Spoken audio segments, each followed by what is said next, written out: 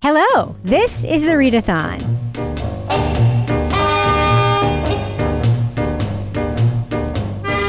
And I am here with special guest Mel Barrett. Mel, do you want to remind everybody who you are? My name is Mel Barrett. I am the host of the In Between podcast, which you can listen to wherever you get your podcasts. It's true crime. That's right. And today we are going to be talking about, mainly we're going to be talking about day 11, Wednesday, May 7th.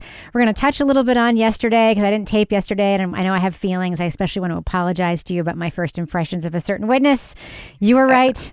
I was wrong. Oh, wow. I don't hear that very often. Yeah. So let's talk about today. We are going to get to the big witness today, I think, which was Jessica Hyde, Commonwealth forensic specialist, who's been hired for the last 2 years to do one job and one job only, which is to debunk the 227 search by Jen McCabe. Think about how wild that is. Hiring the Commonwealth, not using one of their many employees, hiring not one, but two forensic experts for the primary purpose. We'll get to why they disagree. Okay, so let's start at the beginning of today. We heard from a cop today, Connor Keefe. He is a state trooper who does not look like a thumb. It's kind of incredible, actually. He works at the Norfolk DA's office, and he was, I guess, a real rookie. As Proctor's text revealed that people thought of him that way. Those didn't come in today, but they were evoked. And he got on the stand today. He went to collect Carrie's phone from Carrie and Jen McCabe's phone from them. He opened a theatrical evidence bag and showed the shoe from 34 Fairview because he was there. And he also showed the court pieces of taillight from a paper bag. And I think it's important to remember the state police have never said who specifically found the taillight during the search. So I don't know if they wanted us to think it was this guy. Also, he said he didn't remember the Sarah Levinson interview, yet he was there. And I think the meat of his testimony, though, was about the autopsy. What did you think about that whole conversation about the autopsy he attended, not the lead investigator, Michael Proctor? He attended the autopsy of John O'Keefe with Scorty Bello, the doctor for the Commonwealth. Thoughts? Well, I think they gave him the shit jobs because he was the rookie. I think the reasons why he doesn't quite remember Sarah Levinson and things like that is because he just was sort of thrown into the mix to do things that they didn't feel like doing. Oh, I've got a dog in the room. Sorry. That's fine. She's part of the podcast family. She just came bursting into the room. Ruby is part of our podcast family. Yeah. So I think that sending the rookie in to observe the autopsy, he wouldn't be like interacting with Scorty Bello. Right. He wouldn't be turning her off. I think if Michael Proctor had gone in, he would have been pressuring. And that I think that Michael Proctor sets smart women off the moment they meet him. Yeah, you think so? I do. I think that he is a tool. I think he's an asshole. I think that most smart women know that. And so I think that they were trying to bring the most, fresh-faced cutie. Fresh-faced, someone who's not going to intervene, someone who's not going to ask a lot of questions. They can handle that outside of the autopsy, but somebody had to be there. Somebody had to do it. I mean, it's either that or Michael Proctor just doesn't like to be around dead bodies. His testimony around the autopsy that was so weird. His cross-examination is what was weird. Yannetti had to pull very basic information out from him, such as, where was Dr. Scorty Bello looking when she performed the autopsy? I don't remember. Was she looking at the ceiling? No. But what about all the objections, though, when he was asking, was she looking at his arm? Right. Every time they started bringing up the scratches on the arm. Yes. Objection. I think it's because the arm hasn't been entered into evidence yet formally. Keep in mind, we're on day 11 of a murder trial. The jury has not seen autopsy stuff. They have not seen any of the murder stuff, right? They haven't seen none of it. They've seen none of the murder stuff. They've seen none of the autopsy stuff. They've seen no crash reconstruction stuff. We're on day 11. I think it's important to note that. But yeah, he was pulling it up. But this is important. Him going to the autopsy is important. Him obfuscating is important. The obfuscation is always important because it makes the Commonwealth look like they're hiding something. But to let listeners know this, on 4/28/22, so in April, Michael Proctor had texts with Detective David DiCicco, or Trooper David DiCicco. Vito, yes. And basically, they were calling this guy, Keefe, a rookie move, not meeting with the ME and getting that homicide determination. And then Proctor says, Yuri and I had 2 conference calls with her and had numerous photos. We laid out the entire case for her. And this guy wouldn't even admit that he gave her, quote, input. We only told her the facts of the case. But yeah, so they were expecting him to go get that homicide designation. He didn't. And then they shit on him in a text thread about it. Yeah, and I had 2 different thoughts about that. One was that as far as Keefe is concerned, I'm not sure he was obfuscating on the stand because he didn't want to answer the questions. It was more about that he didn't want to align himself with Proctor. That's the way I read it. And then the other side of that is when I first read that text from the group and it said rookie move, and the way that Proctor testified last time, it sounded like DeChico was actually just giving him shit. Like, that's the way they talk to one another. Yeah, yeah. So I don't know if that was them calling Keefe a rookie or if that was really the case. They were just talking shit. They were talking shit about the ME. This is the whack job thing, and then but when whack he said rookie move, rookie move. That's what I was thinking. Just not getting her to get that. Yeah, I think so too. Yeah. But Proctor now has been invoked. Really, he's been invoked in little ways, but this was the first time we heard about him. Lead investigator Proctor, not by Hank Brennan. In a significant way, right? It's almost like Hank Brennan is trying to pretend he doesn't exist. After Keefe testified, we had breaks and so forth. Yeah. There was a very interesting sidebar discussion that turned into a hearing, a spontaneous hearing. And this was a little bit complicated.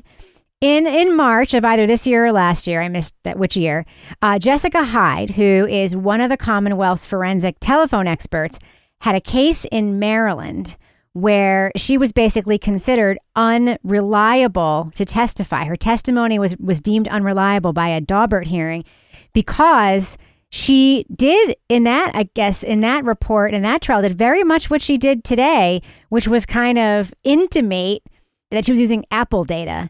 And she wasn't. She was using other tools. And they were basically like, she's using these as a surrogate. So she's not using Apple source code to find out stuff. She's using these tools as a surrogate. What Alessi was arguing was he didn't want her to eliminate her from testifying. He wanted to be able to question her on the fact that she was disqualified from testifying in this Maryland trial. He cited a bunch of case law. Of course, Bev was pissed. She says, this came in so late, blah, blah, blah, blah, blah. And he's like, no, this is a standard judicial hearing. This is standard. This happens during trials. And then Brennan's argument against this was the stupidest shit I have ever heard. He's accusing the defense of, quote, dehumanizing his witness. Thoughts? The audacity for him to stand up there and say that they were dehumanizing when he literally just days ago was attacking Dr. Wolf, attacking and like belittling him on the stand. It was like uncomfortable to watch. And I think that's Hank's tactic though. If he doesn't understand what's being said, because I think that's the bottom line, he doesn't understand the science the way that Alessi does. He doesn't understand the argument. He maybe doesn't even understand the case law in this case. I think his go-to is to attack them personally. Yep. Ambush, to make the dehumanizing. Judge feel something. Yeah, exactly. That's exactly because right. It gets Bev all out of breath, and then she makes calls in his favor. That's right. She did today. What she did today. So today she decided that he could cross-examine her about these issues, but not mention that trial.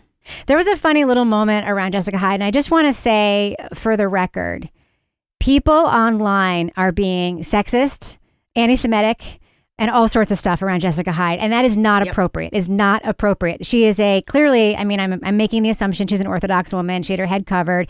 And then at one point, Brennan said she couldn't testify on Friday, which to me was like the big clue. He made it like real cagey, like it was a secret she couldn't testify Friday. But I've seen some shit online and it is not acceptable. It's not acceptable to talk about her looks. It's not acceptable to talk about her like physical voice. That being said, I do think what's fair game, because she's a paid witness for the Commonwealth, is to talk about her style of presentation on the stand of her own, of the Commonwealth's case, and then her style when she's being cross-examined. What do you think about this witness? Take everything else off the table. What is your objective observations about this witness? I was annoyed as fuck. I was like, this woman, what it comes down to is, I mean, she's brilliant. She's so smart. She knows what she's talking about. She's a professor, not at Georgetown, like Hank Brennan said she was. She's at George Mason. So she teaches 100 students a year. She has the confidence in her knowledge and the confidence in her abilities. All that being said, the way that she completely turned herself to the jury and lectured them like they were 18-year-old freshmen. That's right. Well, first of all, I worked in the service industry for 15 years. And when she started describing how food was served at a restaurant, A, it told me she never worked at a restaurant. And B, I don't know what the hell she was talking about with pizza and databases. And it made no sense. It made no sense. Who sends pizza back? I mean, come on. And then who takes hot food out of a kitchen and puts it in a cold area to be picked up? So she lost me there. I mean, so those kind of things, I don't like being lectured to. Yeah. But to me, she came off as a hyper intelligent person, which is why I was looking forward to the cross, because that's the way I think of Alessi. Alessi, I was like, these two could like be in a relationship. Like they could, outside of this, they probably really would love each other. But Alessi has this sort of softness to him where he, even when he, is getting really amped up, he has respect for the person that he's speaking to. Yeah. To me, she spoke to everyone, including the lawyers and the jury. The only one she had deference for was the judge. But otherwise, she was just talking down to everyone. Yeah. Everyone. And I actually disagree with you on one point. I think she's definitely smart. I wouldn't call her brilliant. She is one of these smart people who won't acknowledge what they don't know. That was my impression. Whenever she was challenged on anything, it was like, well, that's your interpretation of the thing that's written right there that I wrote on that report. She had this, condescending, know-it-all-y thing, but she did this thing, and I always think of really smart people immediately acknowledge what they don't know, want to learn. That's Alessi. And that isn't this witness. And the most interesting thing to me about this witness is, she says she used all these tools. She said blah, blah, blah, blah, blah. But she also said some things that, to my ear, were patently untrue. For instance, she did say, because Brennan asked her the question about deleting searches. Scientific certainty. And she said, it's scientifically certain. I have a degree of scientific certainty because there's no user interaction on the phone to delete individual searches. That is bullshit. I Googled it. How do you delete an individual search on Safari? Got the instructions and did it myself. I made a little video screen recording of my doing it. Good. I will put it on the post for this show so you guys can watch it. It's easy as fuck to delete an individual search. So super easy. You open your Safari, you open the thing on the bottom, and then you can scroll through your searches, swipe right, and delete, swipe left. And keep in mind, people are like, oh, what she meant was she can't delete the inside tab data. I'm like, of course she can't. That's why we needed an extraction to find these searches, because they weren't just on the phone. That phone had to be extracted. So she was wrong about that. She also super fucked with the Commonwealth's timeline around steps and final movements of the phone. Do you want to explain that?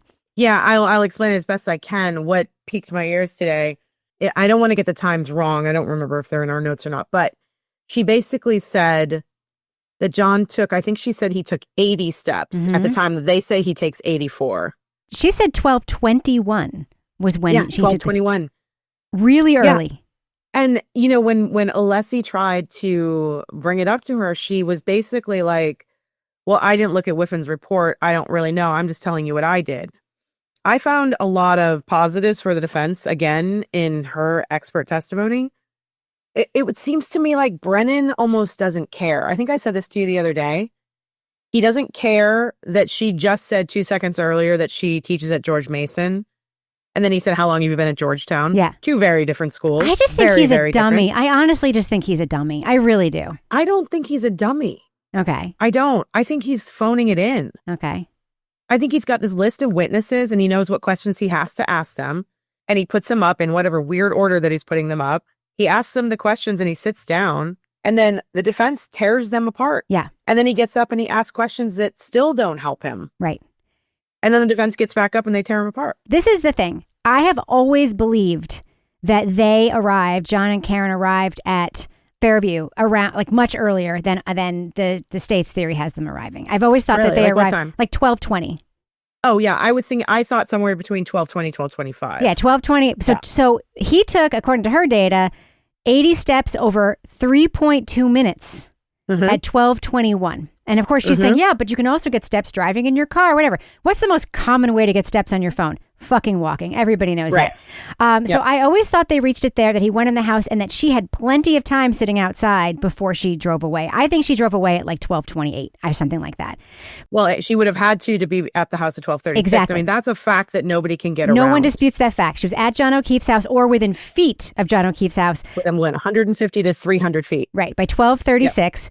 It is a 7-minute drive, the fastest way to go, and there was a storm. So I always think she left 12:27, 12:28. This case, the prosecution has her hitting him at 12:31. Okay. And then there's movement on his phone, like whatever it was, fucking movement. But what she said is that the final movement on his phone was for 20 seconds, and it was from 12:31 in seconds to 12:32 in seconds. It was 20 seconds. And when she answered that question and said that to Brennan, he went, It was a wild moment. It was like. But how did he not know that? She's written several reports for the Commonwealth. I don't know how he didn't know. Yeah, I don't know. I don't understand. I don't know either. What Alessi did, I think Alessi did make a tactical error crossing her, in my opinion. In my opinion, he focused too much on tiny specific mistakes in her report rather than going in first with big stuff.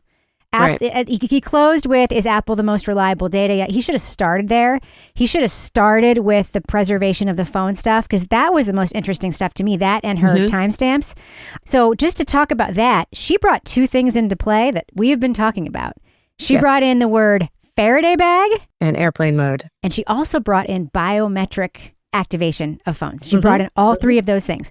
Now, in terms of biometric activation, she was basically saying that you could use a dead person to start a phone. By the way, you can't do that with their finger, like she said. You haven't been able to do that since like 2013 or ish, because it uses electrical pulse too from your finger. So you actually can't do that. So she's wrong about it. So she's basically saying things that are wrong. Alive.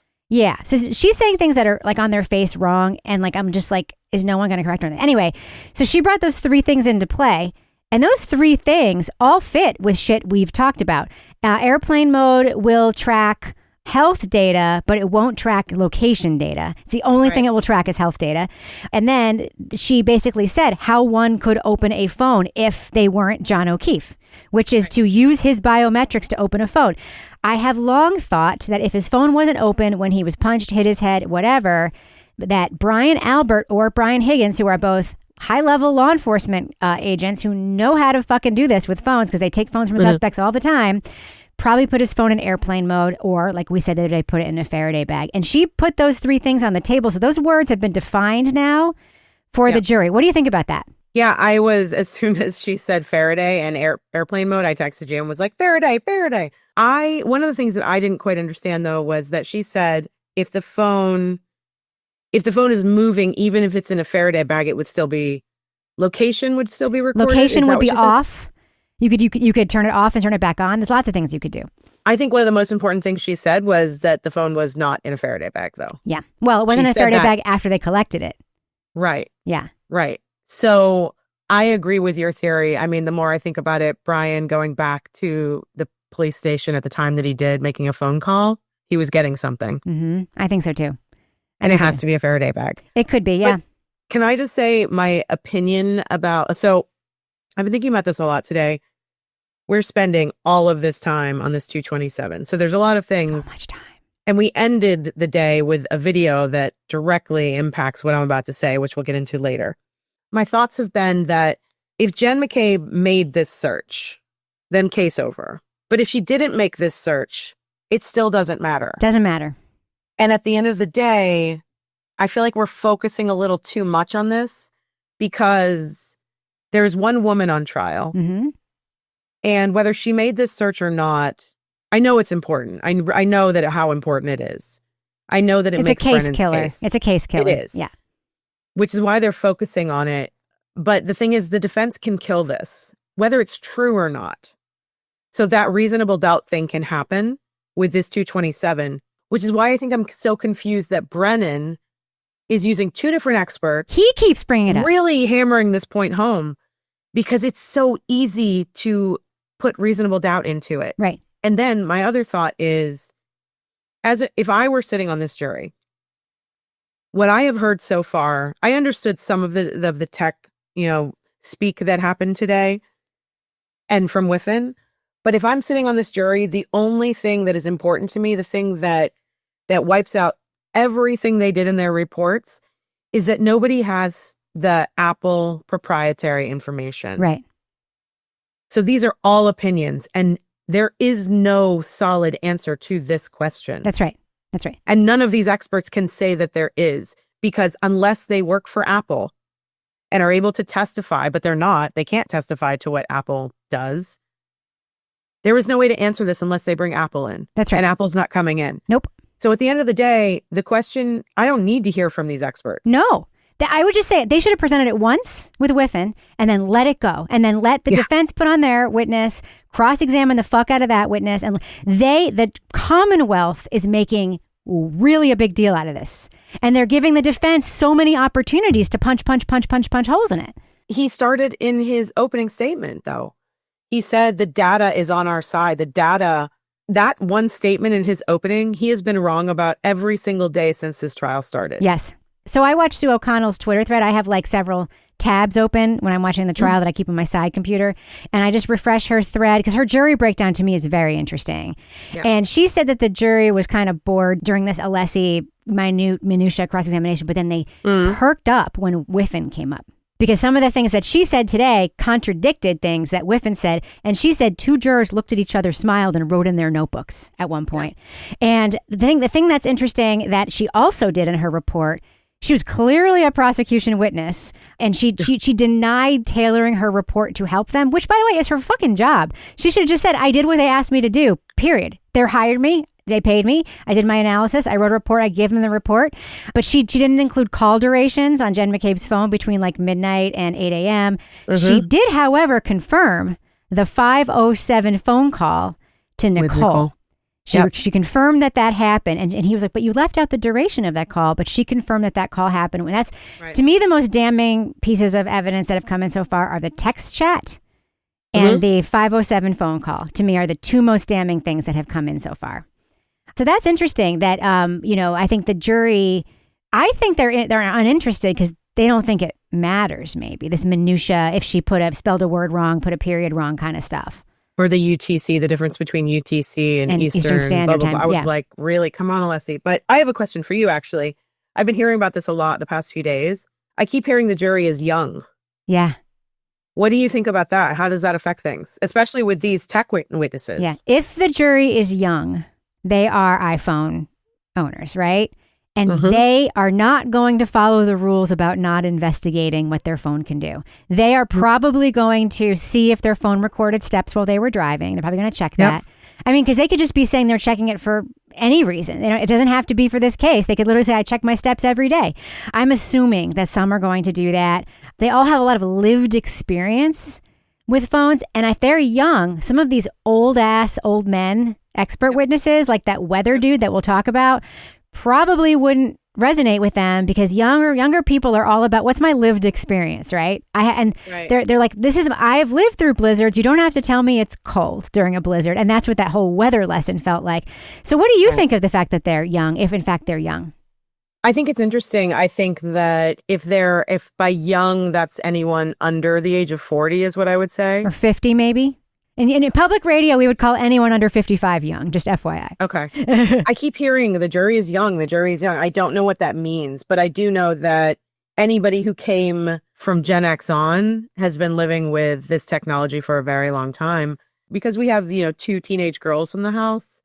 When I was thinking about the meteorologist, I was thinking of my 16-year-old being like, oh, he's so cute. Yeah. Like they love old people. Yeah. And so I don't know, maybe some of the jurors were like, oh, this sweet guy, the way he described, well, we'll get into it. But yeah, so I think that there's probably going to be more affinity for softer, older people.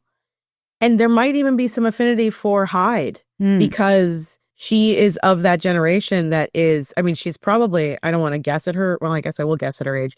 If I looked at her, I would think that she's probably in her late 30s. I would think early 30s. Tops. Okay. She looks young. She looks looked really young. The way she spoke was very young. Her vernacular. Even her attempts to be professional sounded like junior varsity attempts to be professional. Not like, absolutely.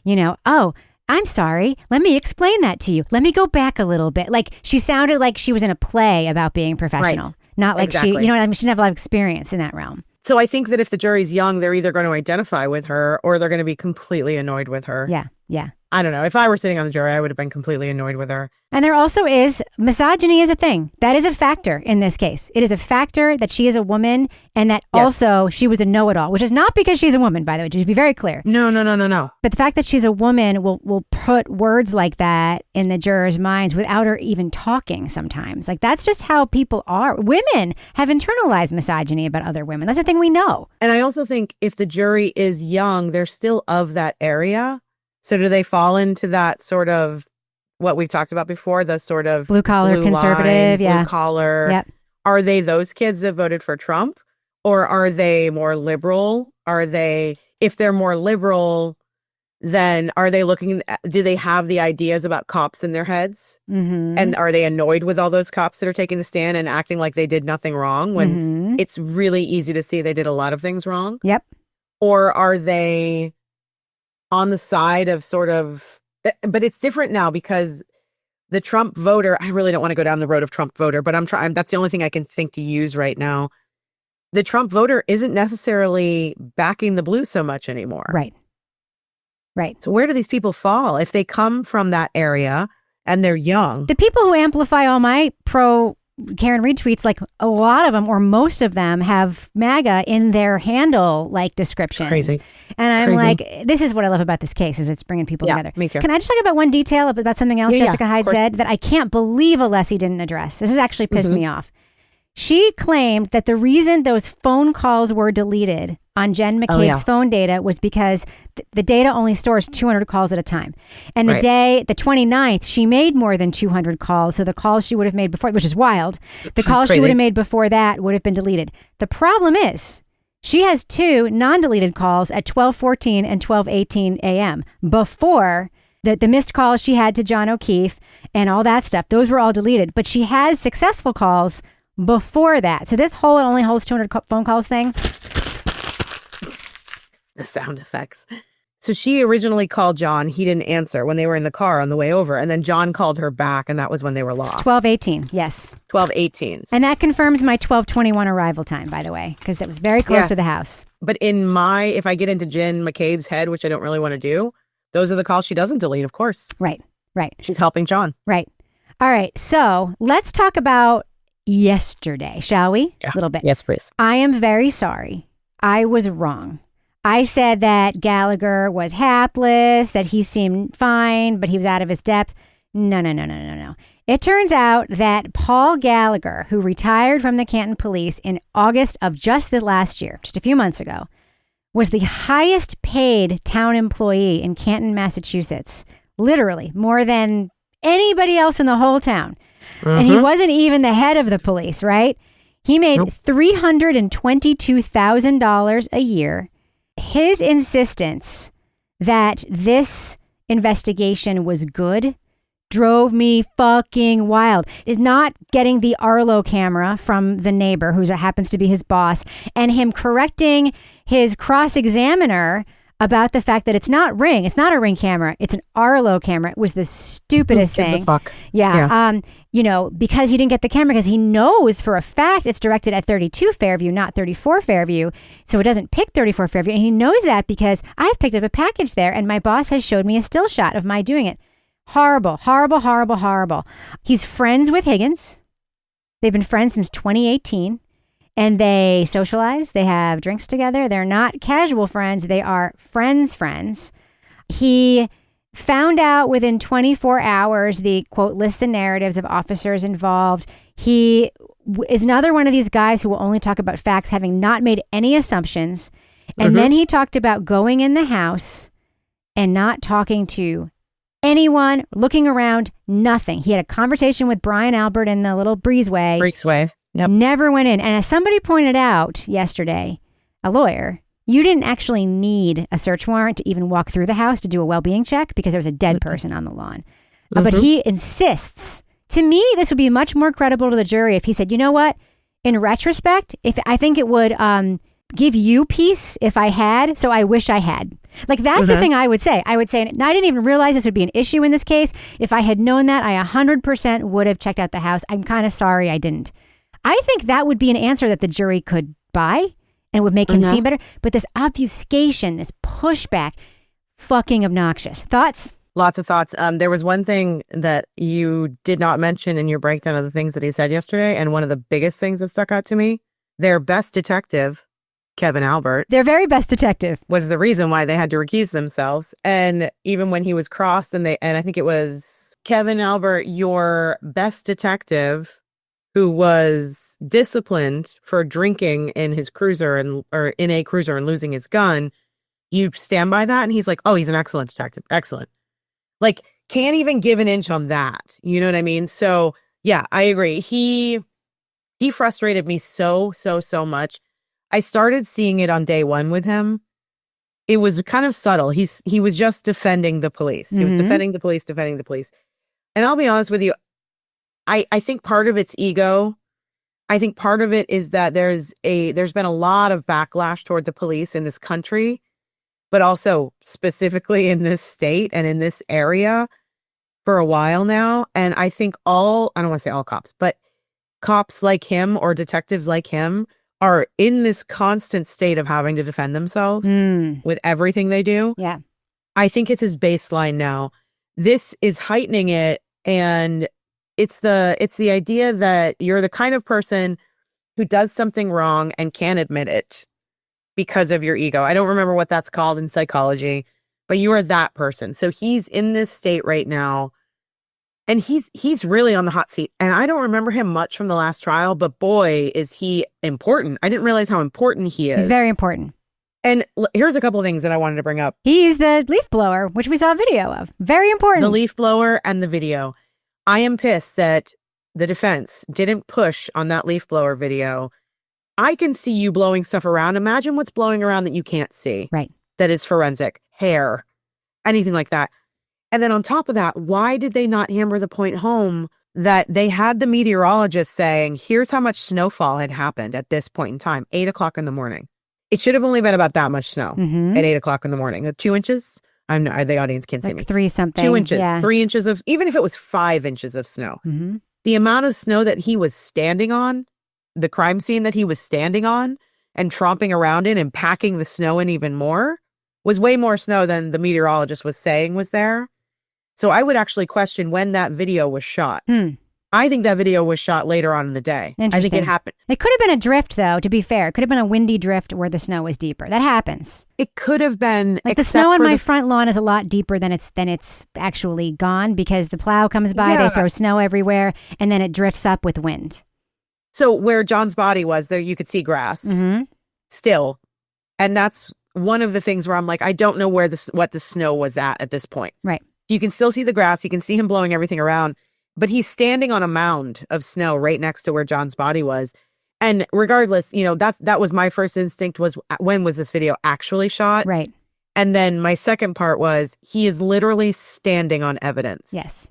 He is trudging his dirty ass. But he didn't know it was a crime boots. scene at the time. Even though he was collecting evidence, he didn't know it was a crime scene. They made it a brilliant point today, though, when they were like, so you went out and you got a leaf blower. You didn't think to bring, like, I don't know, heat lamps? Yeah. Melt the snow? Don't blow the snow, buddy. And then for him to be like, oh, yeah, it was perfect. That's that leaf blower. I'm going to use it again. It was great. I think that stuff resonated with the jury, the bad investigation stuff. Can you talk about, I didn't really get the significance of this. You did right away. He showed Gallagher, AJ showed Gallagher a photo of the back of the Lexus in the Sally Port in Canton. Yeah. And next to the Lexus, there was like a paper towel on the ground and like some cups, right? Yes. Can you talk about the significance of that? Yeah, my immediate reaction, and this is probably just my conspiracy brain going into overdrive watching all this stuff, but when he showed that picture to the jury and to the rest of us, so I'll describe it for the audience. It was basically the lower part passenger side of the Lexus. So all you could see was the lower bumper and the tire. Next to it was the Stop and Shop bag with all of the Solo cups inside. Not in an evidence locker. Not in an evidence locker, and wide open to the air of the Sally Port. Oil, gasoline, sweat, dirt, mud, snow, everything, just particles all over in the air falling into that bag. But because they had already decided what happened and they weren't going to need his blood for anything. And, I think they really hammered that point home with his testimony and with Jen's testimony. Everybody had decided what happened, so they stopped investigating. That's such a good point. But in this picture, the thing that stood out to me and that the defense kept pointing out, there was a paper towel on the ground. My instinct, my first thought was they used it to either wipe evidence off of the Lexus or put evidence on the Lexus. They found 5 different DNA profiles on the bumper of the Lexus. 5 different men. Did it come from those Solo cups? It could have come from holding onto the Lexus while you're using the paper towel to pull some plastic out of the It could have. That's the other thing. If they had used that paper towel to cover their hands to pull the Lexus. I mean, and then it goes back to that other picture they showed us, which was the first time I'd seen that photo. I guess it was in the last trial. But it's when they drive over to Karen's parents' house. No, it's to John O'Keefe's house on Meadows, and her car is in the driveway. And this is a bad looking piece of evidence for her because it looks like when they drive up, it looks like that taillight is not cracked. It looks like it's missing. You know, you can't tell from the angle where it is how much the taillight's damaged, but it looks, you can see damage on that right taillight.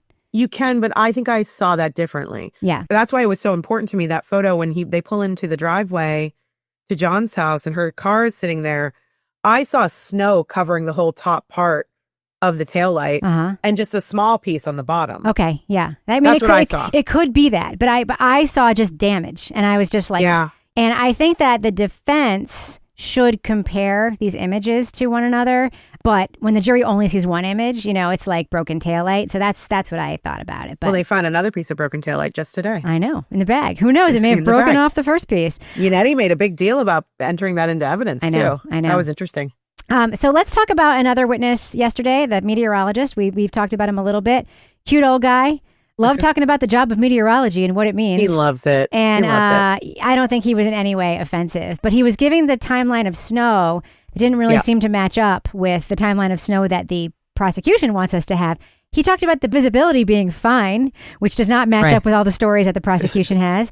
And, you know, he described the phases of the snowstorm as small enough to, quote, track a cat. And they just kept using that expression. That was my favorite. Really funny. So what were your impressions of this meteorologist?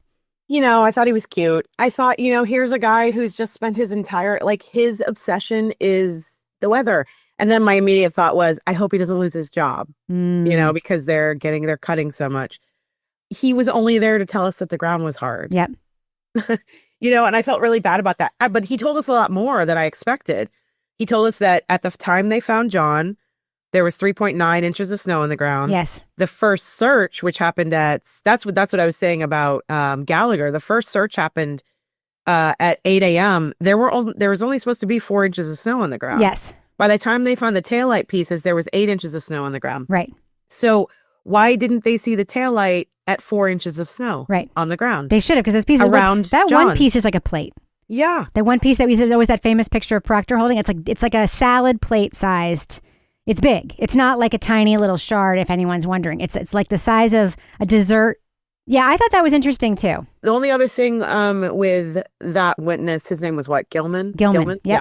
Robert Gilman? Yes. He did make another point to say that at 12:45, which is the time they keep using, 12:30, whatever it might have been, there wasn't enough that you could track a cat. That's when he said you could track the cat. It was a dusting. It was a dusting, which would mean, did Jen McCabe see those tracks in the street at the time she said she did? Well, Ryan disputes that there was any snow on the road at that time. And I will tell you, as a New Englander, when it first starts snowing, it doesn't matter how cold it is, there is some warmth in the asphalt from having soaked up the sun during the day.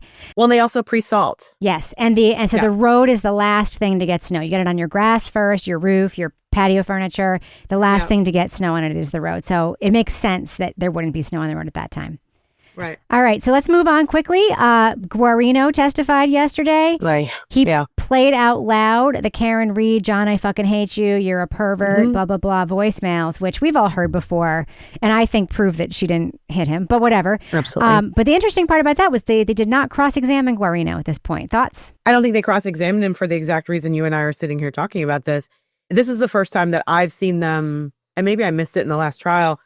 He went through the entire timeline where he would say, I even wrote it down. He would be like 12:37 voicemail, and it's John, I fucking hate you. And then it's 12:41 voicemail. Could be a butt dial. But it was only 1 second long. Text at 12:55. See you later. 12:59. Call, no answer. And then it goes into 112, no answer. 113, no answer. 114, 116, 117. There were a couple of times where it was like 528, no answer. 528 and some odd milliseconds, whatever, no answer.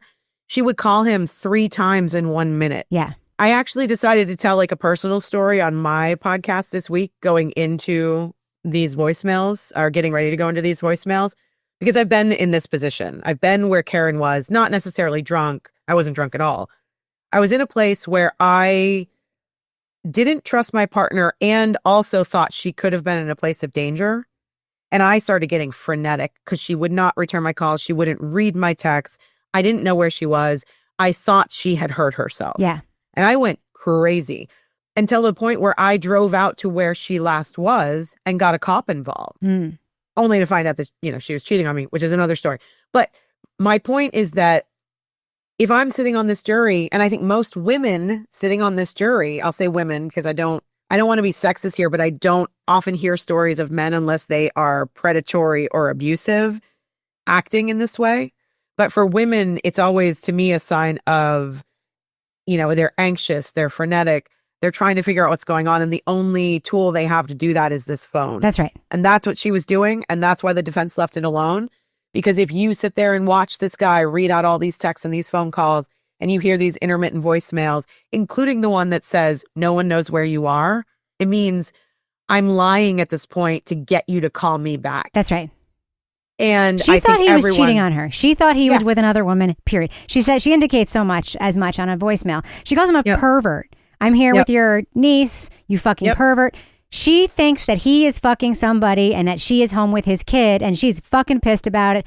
And she's incredibly anxious. Like all those things are true. I think that any person on the jury, male or female, is going to hear those voicemails. Their instinct is not going to be like, wow, she just killed somebody and now she's calling him and telling him he's a fucking pervert. Especially if they're young. Especially if they're young. Drama. And especially if they're women. And since the jury is split down the middle, women and men. Well, if they watch Bravo, any show on Bravo, this is like normal girlfriend behavior, right? All right. Well, we talked about Charles Ray. He was the cop who went to do the wellness check, and we ended up getting his dash cam video of him pulling in the driveway behind Karen's car. So then it was Kevin O'Hara, who is a CERT member, the search team member at the scene at 34 Fairview. He shifted most of his testimony was the same as last trial, but he shifted the time the CERT team started their search. I believe last year was something like 5:41, and he put it in the 5:20s. And he basically shifted it to sort of, in his mind, maybe debunks the story that they waited for the final CERT team member to get there before starting the search. And of course, the theory is that the final person who arrived is the one who brought the taillight pieces. So he kind of bunked that. And then you said when AJ crossed him, he was a bumbling mess. Do you want to talk about that? I don't know what happened with him. He kept apologizing too. He knew, like he was aware that he was doing it. At the beginning, I was like, oh, he's kind of fumbling here. This is weird. He keeps asking questions with the wrong info in them. Mm-hmm.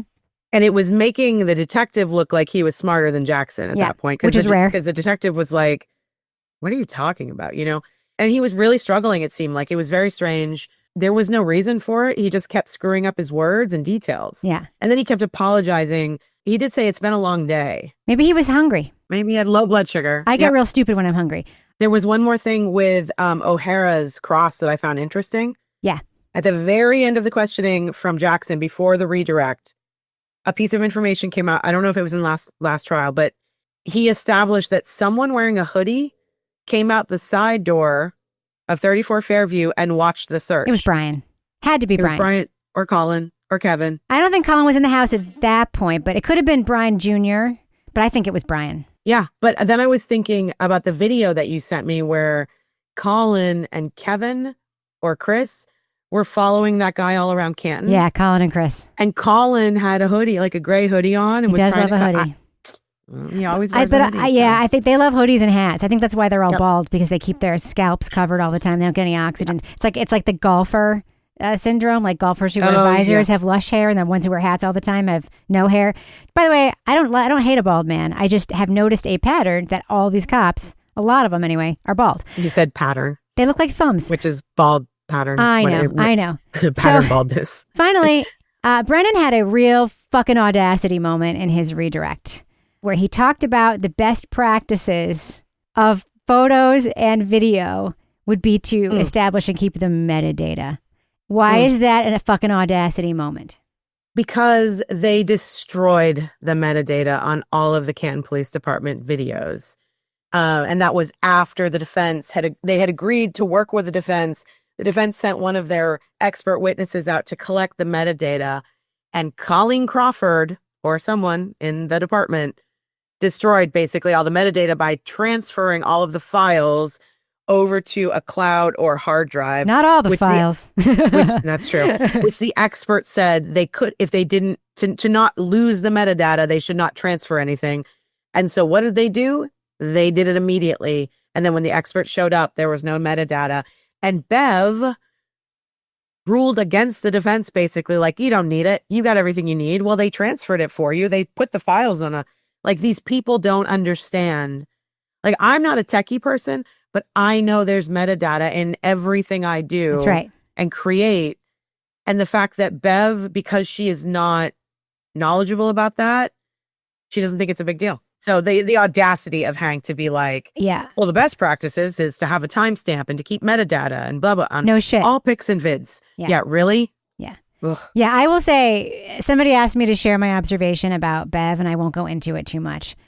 I don't see, and I know that there's theories that she's on the McAlbert side. It's just very hard for me to go there. I mean, she's a fucking judge, right? I don't believe that. I mean, she might know. I mean, we know that her husband defended Chris Albert. We know there are connections there. It's not an issue. Yeah, sure. But she's a judge. It's hard for me to go there.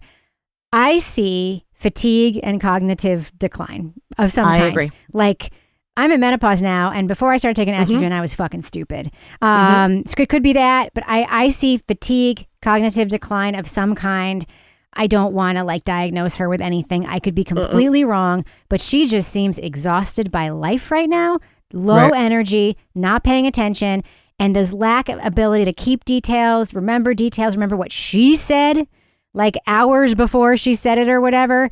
That's what I see. I do see a lot of bias in the courtroom, and I think that plays in to this because, you know, a judge's earlier instincts on the bench is to be prosecution friendly. Like, they all work in the same building. Like, they all know each other, right?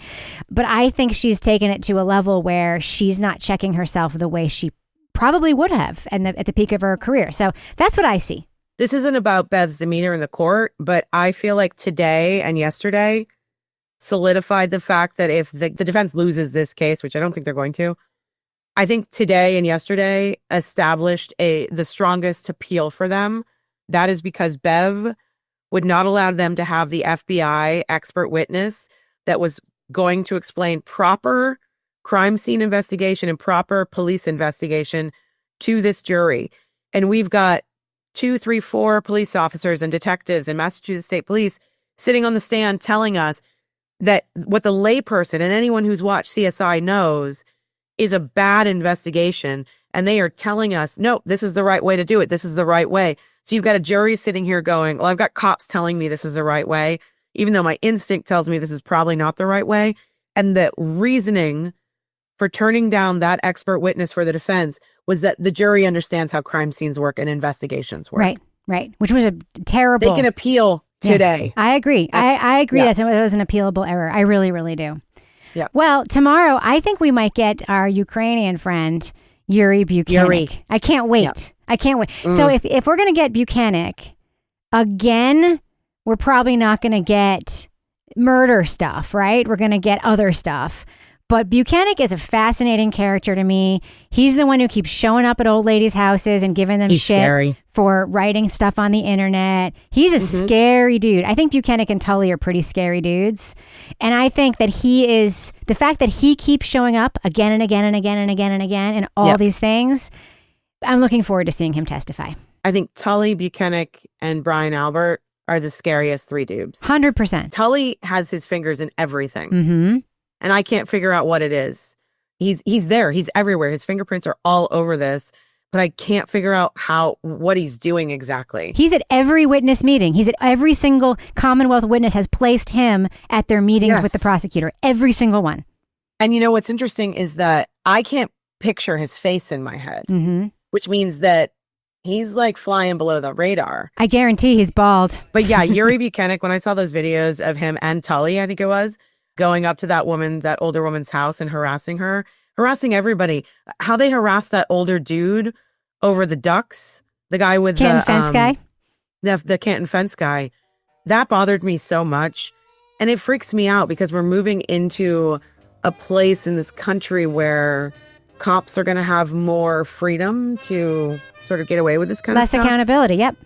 And I'm really kind of scared about people like Yuri Buchanan and Tully and Brian Albert. 100%. Yep. 100%. All right. Well, if we get Buchanan, I know we're going to be texting about it tomorrow, and then we can talk about it next time you're on the show. Thank you so much, Mel, for joining me on the Readathon for such a meaty one with so many people to talk about. I know. Thanks for having me. I really appreciate it. I love it.